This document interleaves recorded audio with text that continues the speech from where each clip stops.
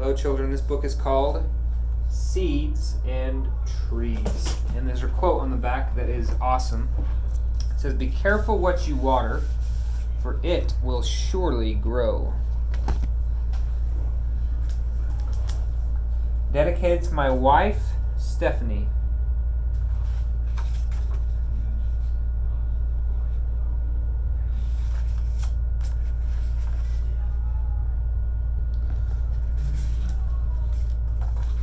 In the land of the king lived a special young prince who loved climbing trees and playing with friends. He lived in a castle overlooking the sea. He played in a field with his two kinds of trees. He carried a satchel slung low on his waist to contain all the seeds he might want to exchange. Each seed was a word that someone had spoken. Each seed was collected, a trinket, a token. It didn't quite matter from where it had come, a stranger, a friend, a whisper made up. He rose every morning to water the seeds for each of the words he'd already received. When someone spoke nicely, not anything mean, they'd hand him a seed whose true essence was green. But sometimes the seeds would come bringing pain, seeds of dark color whose trees produced shame. Several dark seeds grew quickly, then withered. Others remained to grow slowly, unhindered.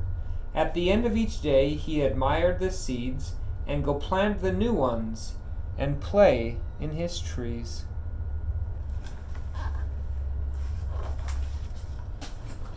The trunks and the branches of dark trees were laden with thistles and thorns, causing pain as he scaled them. Climbing these trunks and these branches was tricky. Each part of the tree that he grasped was quite prickly. Each time the prince climbed, he was bruised and was slit. Yet trees are for climbing, so through pain he'd persist. But each time he climbed up his trees clothed in green, he felt safe and healed, as those trees weren't mean.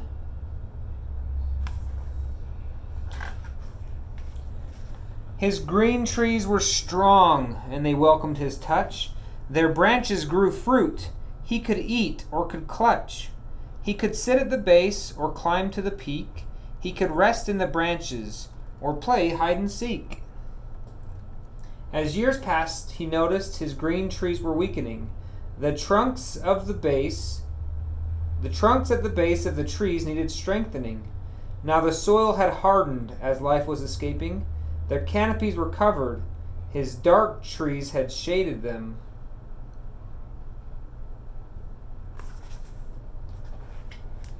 He would plant his green seeds and dark seeds beside. Then they'd war with each other and try to survive. His green trees were strongest with plenty of light, but his dark trees grew stronger in the darkness of night. They'd share the same water and sunlight to grow, but the dark trees were hiding the fruit that would show. The green trees caused life, joy, and peace to grow near, but the dark seeds killed soil and grew trees clothed in fear.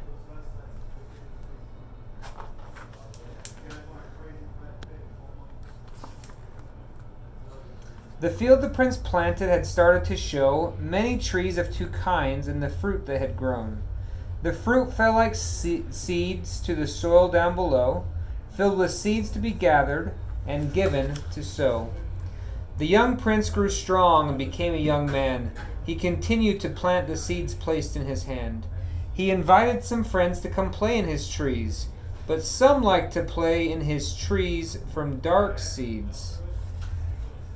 Which ones? Which one of his friends are hiding in the dark seeds, playing in the dark trees?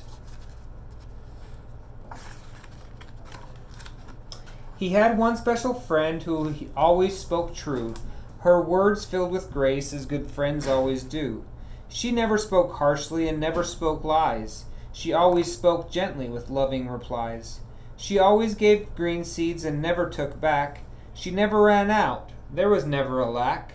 Her satchel was filled to the brim, overflowing, with green seeds, not dark seeds, each one for the sowing.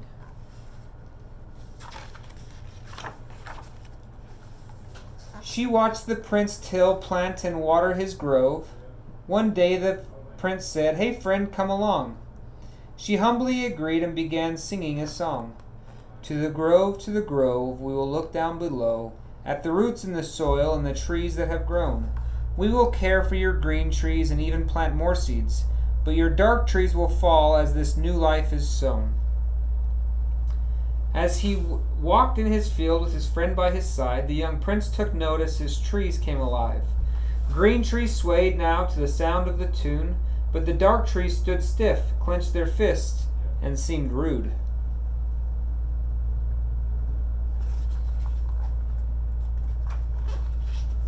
After long years of planting and watering seeds, they'd grown into mighty and powerful seeds. The prince reminisced as he entered the grove. He thought back to each tree and the seed that was sown. He admired the beauty the green seeds created, but noticed at the roots they were sadly ill-fated. His friend came prepared and brought tools along.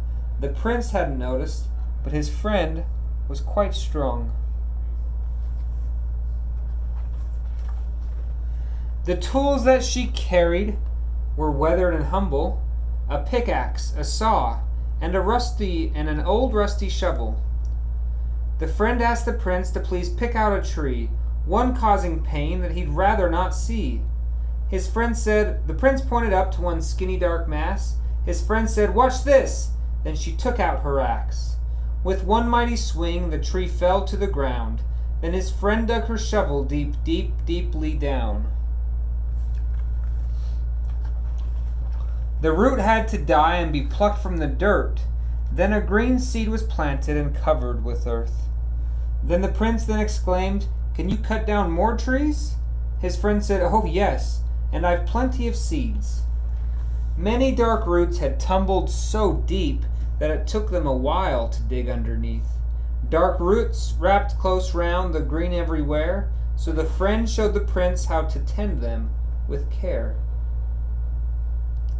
See the bad roots getting cut away and leaving the good ones?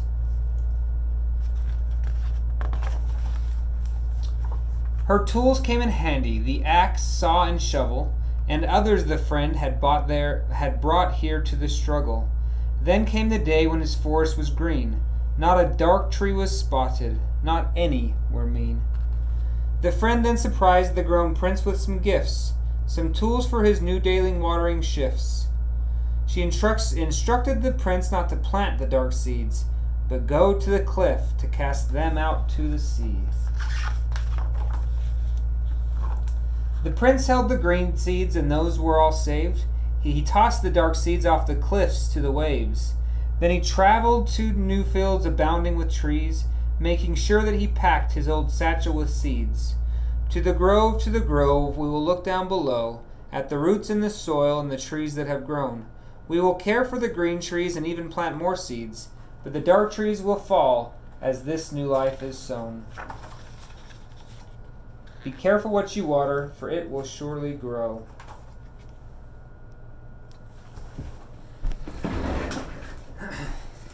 People tell us things, and we can let those things either grow in us if we give them thought. So when we water our seeds, it's by thinking about them.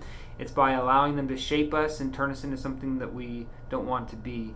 So we need to focus on the good things, like your mother does. She makes me a better person. She helps me become better, and I love her. So be like your mother. Pick her up, grow her, get rid of all of her dark seeds so that she doesn't believe in them anymore. And do that in yourself. And then find somebody that does that for you as well. And then you'll be happy like your mother and I are happy. I love you guys.